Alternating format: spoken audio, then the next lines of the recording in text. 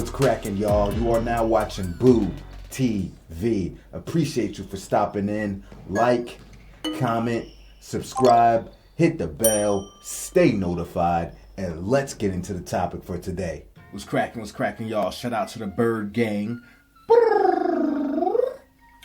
Before I get into the topic, I just want to let you know that I recently put out a video dedicated to the wonderful Larry Bird fans here, especially at Boo TV, and, to Larry Bird fans around the world as well. Y'all can come in on this as well, even if you're not subscribed and been following us here. The greatest channel for Larry Bird content and reactions, by the way. But anyway, I recently had a Larry Bird art piece commissioned from a friend of mine, a Japanese artist out here in Japan, for you all, as a gift to you all for your unrelenting support and camaraderie here and lessons and everything that you guys have meant to me and done for me as we have embarked on this journey, so that I could learn more about 80s basketball and learn more about Larry Bird, even though I thought I knew a decent amount and I realized I really knew nothing.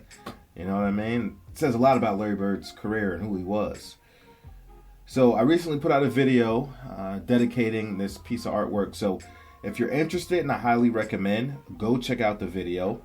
I'll put a link to that video in the description of this one. Go check it out. The piece of art is for you guys. All right. So I ran across this post on the internet from the Basketball Network YouTube page. Instagram page, Instagram page. Bird and McHale apparently became a bit antagonistic with each other near the end of their time together in Boston, when the relationship between Larry Bird and Kevin McHale deteriorated. Kevin felt Larry should have deferred to him more. I found this very interesting. And y'all know, and if you don't know, I've reacted to countless of Celtics and Larry Bird documentaries, testimonials, everything, you can name it. And I've heard so many people speak about Larry Bird's career, speak about the 1980 Celtics, but I cannot recall in any of the media I've watched, in any of the literature I've read, I could not recall anybody mentioning this, talking about this, saying that there might have been some tension between Larry Bird and Kevin McHale because Larry Bird, for lack of a better word, wasn't deferring to Kevin McHale, or ball hogging, as people like to say. But that I'm reading this and I was like, wait, what? So then I started doing a little bit of digging to see if I could find some more information to see the validity of this, how true this is, because I just don't believe everything I see on the internet. So then I read on Wikipedia, and I do take Wikipedia with a grain of salt because Wikipedia isn't always 100% truthful because of the tampering that goes on with that website, assuming it still runs that way. I think it does. I came across a paragraph that said this: the 1989-90 season marked the last time McHale was healthy enough to play all 82 regular season games, which is true. I knew that. Bird returned to the court following his various injuries. That would be the season following when Bird only played 6 games because of the double Achilles tendon surgery that he received. He played 6 games, he sat out. So now he returns, right? Which would be the 1989-1990 season, as the paragraph explained. Right? So Bird returned to the court, but Bird was criticized by teammates, including McHale, for taking too many shots and trying to dominate the games on his own. Now, for context, that 89-90 season, Kevin McHale played 82 games. Whoever the new coach was, I don't remember the coach's name, but they had a new coach. Let me know in the comment section. What's his name? Robbie? I can't remember. Let me know in the comment section. But that coach had decided to move Kevin McHale back to the bench, how he started his career. And that season, Kevin McHale averaged 21 points per game, but only started 25 of those games. And I believe those 25 starts came at the end of the season. because Kevin McHale's production dropped during that time, obviously. But when he got put back into the starting lineup, he was averaging almost 24 points and 10 rebounds per game. And the team was much better for it. Now, the following season, Kevin McHale went back to primarily being a bench player. He only started 10 of those games, and his production definitely dropped as a result of that, only averaging 18 points per game. And that was probably the last time we had seen a very productive Kevin McHale, because after that, he only played 56 games, started one. Then his last season, played 71 games and did not start any. And he was only averaging between 10 and 13 points per game in those last 2 seasons. Larry Bird, on the other hand, the season he returned, which was the season Kevin McHale started those last 25 games, but still looked something very good, an all-star caliber player. Larry Bird returned, and Bird played 75 games, started all 75, and averaged 24 points per game, 9 rebounds, 7.5 assists. Bird was all-star Bird, or something close to it, something close to prime Bird. And probably, obviously, a step slower because of double Achilles injury, but Bird's game was never predicated on athleticism. He was extremely skilled, extremely cerebral, where he could impact the games in so many ways, and he could get his buckets in so many ways that didn't rely on athleticism and speed and bursts and first steps and all that stuff, right? But on Bird's 24 points per game, he shot about 47%, technically .473%, which was his lowest percentage in his career up to that point. Now, with that being said, let's make that very clear. It's not a knock against Larry Bird. 47% from the field, especially back then, is pretty damn good.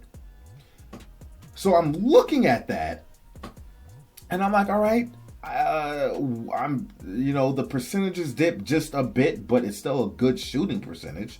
So I don't understand where this is coming from, because Bird is more or less on his averages. So is it a situation? I'm asking you guys, because I wasn't there. I was alive, but I wasn't watching basketball. I was only 3 or 4 years old at the time, so I don't know. So I'm asking you guys, can you tell me the full story? Can you guys give me all the context? Can you guys validate this information? Can you add more to it? I'm genuinely curious, where was this coming from about teammates and Kevin McHale being, I guess, somewhat disgruntled about how Larry Bird was playing the game. And I know numbers don't tell everything, but that's all the context I have to look at. And even when I look at the numbers, I'm like, I don't see why everybody's not happy. And I know numbers aren't everything. That's why I'm asking you guys. Was it the demeanor? Was he holding on to the ball longer? Was it a situation where they're like, hey, Larry, we know you're hurt, man. You're coming off this double Achilles. We think you're trying to do too much. It doesn't have to be like how it used to be. We can help you. Defer to me more. I'm here to help you. Let me take the reins. I could be the number one option, Larry. You scale it back. What's the story? What was the narrative back then? What were they printing on the tablets? What was the truth? Because all that media, that video footage, you ain't gonna find stuff like that on the internet. It's very hard, especially something so specific from the 1980s. Good luck. Hearing that attached to Larry Bird, it's just like, that's not Larry Bird. Larry Bird is like the ultimate team player. Larry Bird doesn't hold on to the ball. Larry Bird is Larry Bird. So I'm reading this and I was like, huh? And maybe it could all be a bit of an over-exaggeration. I understand that too, but I don't know. That's why I'm asking y'all. If I had to take a guess, I would have to assume, if this is true, it was a situation where Bird was coming back from the injury. He was trying to be the Larry Bird he's always been prior to the injuries getting real bad. And people were like, hey, man, you got more people here. We're not saying you're shooting a lot, but you don't have to shoot that much. Or maybe it wasn't even from a shooting perspective or scoring the basketball. Maybe it was from a playmaking or facilitating point of view. Where it's like, Larry, hey man, we got other people that can play make. We got other people that can facilitate. Hey, you're taking too much on. Don't worry about it. Defer to us. We got you, man. We got you, man. Just worry about staying healthy, man. We know you got a bad back. We got you, bro. Bird's like, nah. Hey, man, I hear you. I appreciate it, but I can still be Larry Bird. I'm going to show you I can still be Larry Bird. Let's go do this. Let me know. Because from what I've read is that when Bird and when McHale were both healthy around these last couple of years, especially those first 2 years, 89, 90, 90, 91, the Celtics were one of the better teams in the league when Bird and McHale were both healthy and playing. But when one or the other wasn't around, or when both of them wasn't around because of injury, is when the Boston Celtics were losing the majority of their games. I just can't take everything for face value, like on this post. Like, when the relationship between Larry Bird and Kevin McHale deteriorated, that might make it sound so much worse than what it was. You got to be careful reading these things. Like, is deteriorating the right word? Was their relationship really deteriorating? Was it like that? Where you want to use that word? I mean, I get it. There could be a little bit of tension in a locker room or maybe some disagreements here and there. But to say relationship deteriorated, well, those are strong words in my opinion. That tells me that their relationship on the basketball court or off the basketball court, or maybe both, was sinking. That's how I read that. So please, I'm asking you extremely knowledgeable 1980s basketball people that watched the game back then, y'all know what happened better than anybody, better than what any text I can read on the internet. Let me know what really happened. What is the truth? Was their relationship deteriorating? Or is that an over-exaggeration? Were teammates really disgruntled and uneasy with Bird because of how he was playing after he returned from that double Achilles surgery? Or is that an over-exaggeration? I am genuinely curious.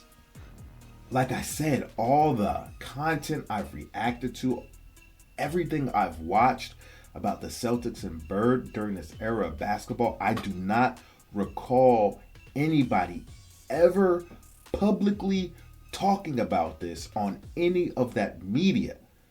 Not no damn players, not no players outside of the Boston Celtics giving testimonials about Bird and the Celtics, not any coaches, not any executives. I can't recall hearing this. And I get it.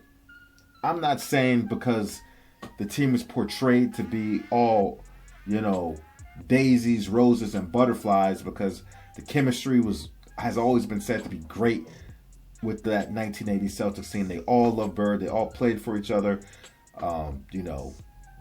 McHale, Parrish, Ainge, DJ, Walton, list goes on.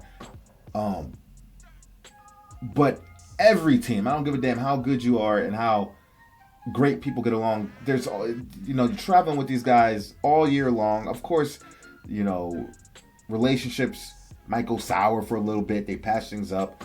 Hot heads might bubble. Things might spill over every now and then. That's common. That's commonplace for every team. That's gonna happen. There's so many different personalities, players, people. You're around them all the time. I get it. That comes with the territory. It doesn't mean that the team doesn't have good chemistry, right? So let me know. So upon doing a little bit more research, that quote was apparently from Robert Parrish, who was kind enough to share that information.